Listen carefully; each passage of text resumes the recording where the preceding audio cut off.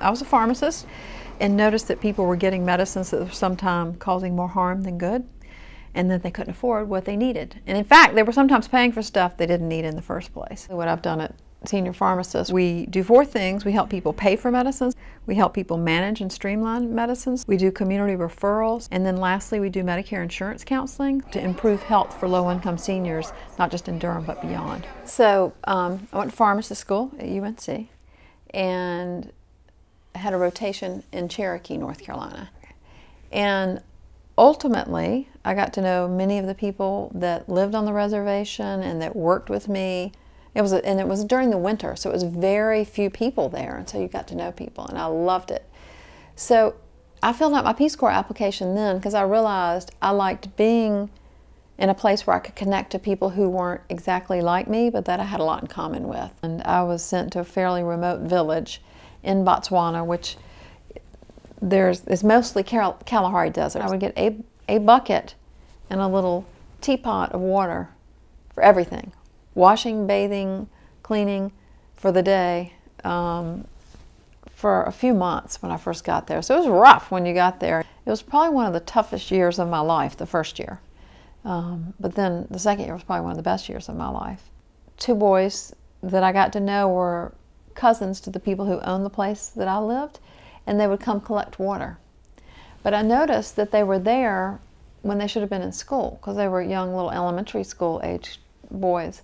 And so I would come home for lunch sometimes and I kept seeing them and I would engage them a little bit. And then finally I realized that they weren't in school because they didn't have the $5 a year to pay for the food for a year. You had to pay a little bit.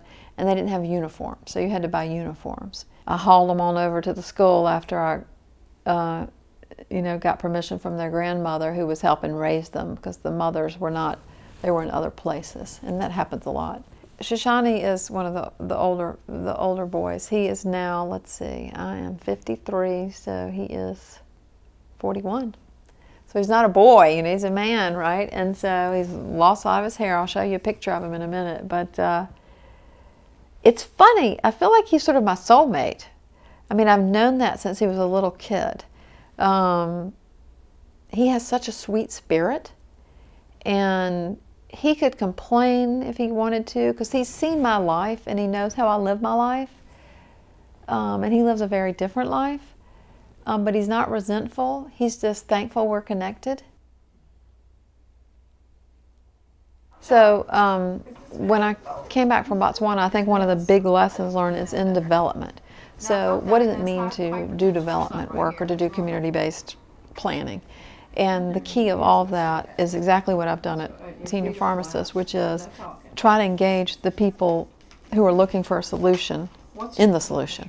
So instead of acting toward someone, you just involve them in the decision making. Helping facilitate people's process and not thinking up your own ideas how to make their lives better, because they know better what they need.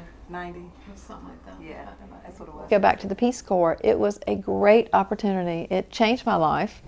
It opened me up to different people, different cultures, and gave me a strong message that in order to be connected in this world, it doesn't have to always be with people that look like you, act like you, go to your same school, work at your same place. That in that diversity, there's real richness. And so I just carry that through in my life because I keep seeing it over and over again.